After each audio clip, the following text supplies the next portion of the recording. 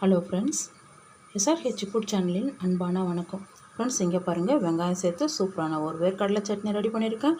ரொம்ப நல்லாயிருக்கும் ஃப்ரெண்ட்ஸ். இட்லி தோசைக்கெல்லாம் ரொம்ப சூப்பராக இருக்கும். வாங்க ஃப்ரெண்ட்ஸ், வீடியோக்குள்ளே போகலாம். ஃப்ரெண்ட்ஸ், இங்கே பாருங்கள், இந்த வேர்க்கடலை சட்னி சாதத்துக்கு கூடயும் சேர்த்து சாப்பிட்லாம். நான் இப்போ இட்லிக்கு ரெடி பண்ணதால் கொஞ்சம் தண்ணி விட்டுருக்கேன். ரொம்ப அதிக தண்ணி விடக்கூடாது. இந்த மாதிரி திட்டமாக இருந்தால் தான் நல்லாயிருக்கும் தொட்டு சாப்பிட்றதுக்கு, தோசைக்கு இட்லிக்கெல்லாம். இதோட இன்னும் துவையல் பதத்துக்கு எடுத்துக்கிட்டால் நம்ம சாதத்துக்கு கூட கலந்து விட்டு சாப்பிட்லாம். ரொம்ப நல்லாயிருக்கும். இங்கே பாருங்கள், சூப்பராக இருக்கும் ஃப்ரெண்ட்ஸ். இன்னும் 2 இட்லி கேட்டு தான் சாப்பிடுவாங்க. அவ்வளோ ஒரு சூப்பராக இருக்கும் இந்த சட்னி.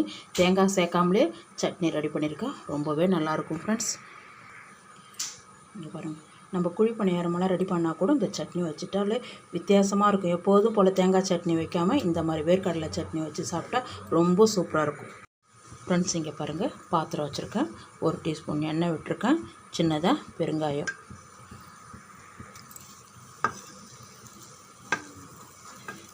கட்டி பெருங்காயம் தான் சேர்த்துருக்கேன்.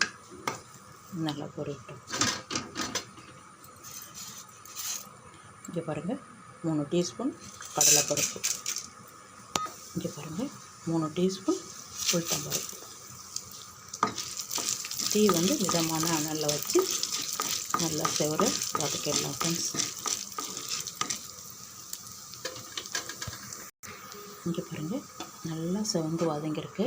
இந்த டைமில் நம்ம காரத்துக்கு தகுந்த மாதிரி 4 காஞ்ச மிளகாய் எடுத்துருக்கேன். இது நல்லா காரம். இங்கே பாருங்கள், நல்லா வதங்கியிருக்கு.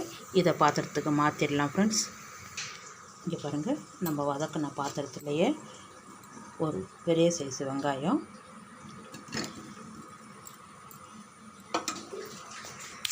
இங்கே பாருங்கள், கொஞ்சமாக கருவேப்பிலை, 2 கொத்து தான். வெங்காயம் பாதி அளவுக்கு வதங்கினா போதும். இங்கே பாருங்கள், இந்த அளவுக்கு வதங்கினா போதும். ஸ்டவ் ஆஃப் பண்ணிடலாம். நான் வறுத்த வேர்க்கடலை வச்சுருக்கேன், அதனால் நான் இதில் சேர்க்கலை. நீங்கள் வறுக்காத வேர்க்கடலை இருந்தால் இப்போ வதக்கிடலாம் நல்லா. இங்கே பாருங்கள், எல்லாமே ஜாரில் சேர்த்துருக்கேன். ஆறுனதுக்கு அப்புறம் தான் அரைக்கணும். இங்கே பாருங்கள், நல்லா 2 கைப்பிடிக்கு அதிகமாகவே இருக்குது வேர்க்கடலை. தோல் நீக்கி எடுத்து வச்சுருக்கேன். அப்படியே ஜாரில் சேர்த்துருங்க.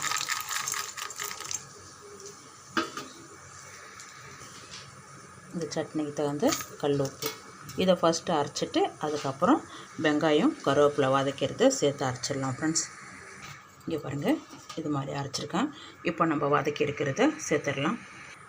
இங்கே பாருங்கள், வெங்காயம் கருவேப்பிலை, இங்கே பாருங்கள், எல்லாமே சேர்த்துட்டேன். நம்ம சட்னிக்கு அரைக்கிற பதத்துக்கு அரைச்சிடலாம் ஃப்ரெண்ட்ஸ். தண்ணி விட்டு அரைச்சிடலாம்.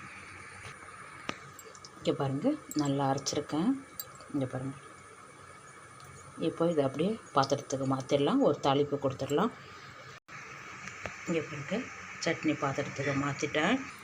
இங்கே பாருங்கள், 1 டீஸ்பூன் எண்ணெய் விட்டுருக்கேன். கடுகு உளுத்தம்பருப்பு 1/4 டீஸ்பூன். கடுகு நல்லா பொரிய ஆரம்பிச்சிடுது. கொஞ்சமாக கருவேப்பிலை சேர்த்து தாளிச்சுட்டு அதில் கொட்டிடலாம் ஃப்ரெண்ட்ஸ். இங்கே பாருங்கள், சூப்பரான ஒரு வெங்காயம் சேர்த்து வேர்க்கடலை சட்னி ரெடி பண்ணிக்க. ரொம்ப நல்லாயிருக்கும் ஃப்ரெண்ட்ஸ்.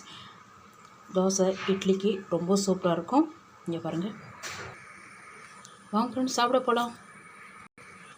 ஃப்ரெண்ட்ஸ், இங்கே பாருங்கள், சூப்பரான ஒரு வேர்க்கடலை சட்னி தான் ரெடி பண்ணியிருக்கேன். இந்த வீடியோ பிடிச்சிருந்தா லைக் பண்ணுங்கள், ஷேர் பண்ணுங்கள், கமெண்ட் பண்ணுங்கள், மறக்காம நம்ம சேனல் சப்ஸ்கிரைப் பண்ணுங்கள். அப்படியே பக்கத்தில் இருக்க பெல் ஐகானை கிளிக் பண்ணுங்கள். Thank you friends.